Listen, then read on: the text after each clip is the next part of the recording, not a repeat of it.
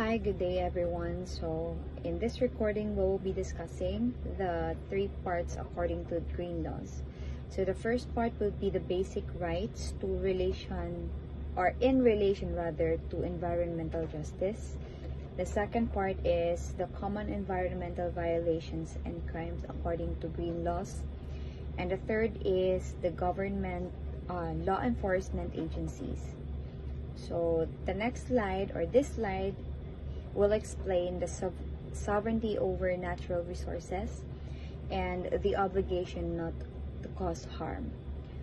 So this part, or the first part of the basic rights, it explains while the state holds the supreme rights to utilize its natural resources, it is simultaneously burdened with the international responsibility to prevent transboundary environmental harm. And this no harm principle acts as a crucial check, meaning a state's sovereign resource policies must be implemented in a way that safeguards the environment of neighboring states and areas outside its jurisdiction. The next slide, or this slide, is the principle of prevention. That explains that it must proactively implement measures such as establishing pollution controls or carrying out environmental impact assessment, or which we call the EIAs, and to stop environmental harm before it happens within their borders. And this approach is based on the idea that preventing damage is more effective and preferable to attempting environmental restoration after the fact. And the next slide will be discussed by the next reporter. Thank you. Good afternoon, everyone. I am Aiden Cabanog, and I'm going to continue the discussion about the basic rights in relation to environmental justice. So, the third one, we have the precautionary principle.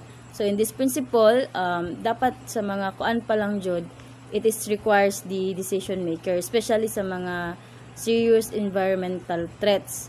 Like, for example, kanang sa mga dagat, kanang dagag mga basura, di ba? So, dapat pa lang na anay mga precautionary mga precautionary signage para makabalo po ang mga tao na in this area, bawal siya labayag basura or bawal siya kanang anything else na makadaot diya sa isa ka area. And then, the next one, we have the sustainable development. Of course, in this development, it is the needs to present the generation, especially the poor, without compromising the ability of future generation to meet their own needs. So this principle, it seeks to reconcile economic development and necessary imposition of resources with the essential goal of environmental protection and optimal resource management for the long term. So, of course, when it comes to mga sustainable development, unsay ato ang a way to protect the environment na para dili siya ingon sa kanang mga polluted area, dili siya kanang daghag di siya daghag mga waste trash sa mga na makita nato diha sa just in the mga dalan-dalan man ang ihang to maintain our environment clean. Of course, we need to refer the precautionary principle. Then the last one, we have the next one mo to siya ang gingon nato na the last one is the intergenerational equity. So this one is to recognize the rights of the future generation to a healthy, sustainable, and thriving environment that encourages current generations, so that it will make the environmentally conscious decision to protect the planet for future generations. And the next one will be the report of my co-reporter. Thank you.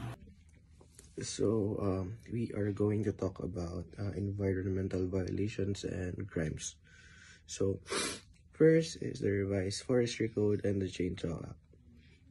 we have illegal logging, section 77, PD number 705. So illegal logging is the harvesting, transportation, and the sale of timber in violation of a national and international law. So this includes activities like cutting trees without permission, and so on.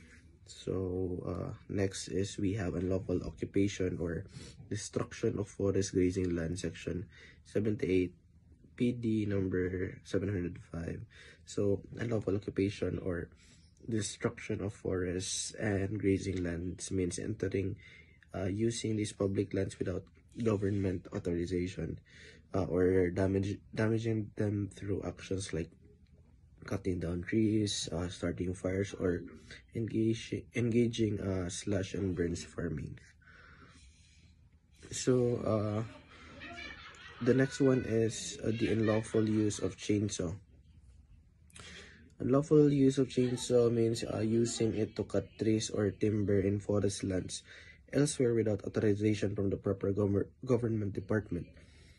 These violations of laws like Philippine Chainsaw Act of 2002 is punishable by imprisonment, hefty fines, confiscation of the chainsaw, and potentially other offenses.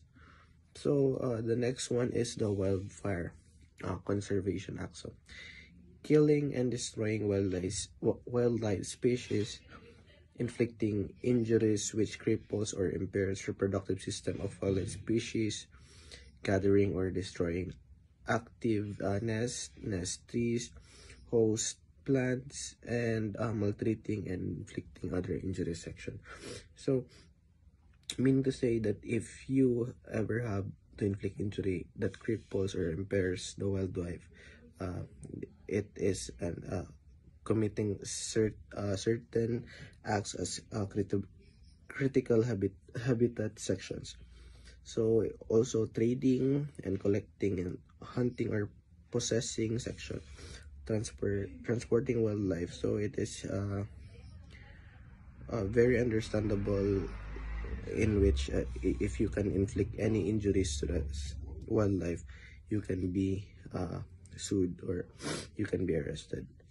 So the next one is a National Integrated Protected Area System, or also known as NIPAS. So first we have hunting, destroying, disturbing, or mere possession of plants or animals without permit. So also dumping of waste products, destroying objects of a natural beauty or interest of a cultural community section, leaving or refuse a debris. So meaning to say that if there is a natural beauty of a place or a forest, and if you ever start a wildfire or that causes damages, well, you can be meaning to say you have been committing a crime. So the fourth one is the Philippine Mining Act of 1995 and the People's Small Scale Mining Act. First, we have causing pollution by willfully violating or grossly neglecting the environmental compliance certificate. So in order to mine a certain place, you should have a environmental compliance which grants you from doing it. So if you don't have this, then that's you are now committing a crime. And that would be all. Good day everyone, I am Yan Banyal and my topic is all about the government law enforcement agencies. So these are the agencies of environmental laws. These are the public offices tasked to implement, monitor, and enforce laws that protect the environment and also to punish the violators. And the first agency is the DENR, or the Department of Environment and Natural Resources. So when we say DNR, this is the main government agency in the Philippines that take care of the country environment and also the natural resources like forest, land, and water, mineral, and wildlife. And also the DENR also formulate environmental policies. They create rules, guidelines, and programs that help to protect the environment. And then the second one is the FMB, or the Forest Management Bureau. So when we say the FMB, it's the offices within the DNR that focuses specifically on the country's forest, including the forest, land, watersheds, and also the FMB studies how forests should be used and protected, and then they propose rules to make sure that forests remain healthy and sustainable, and also they guide reforestation program and other activities that restore damaged forests. And the third one agency is the LMB, or the Land Management Bureau.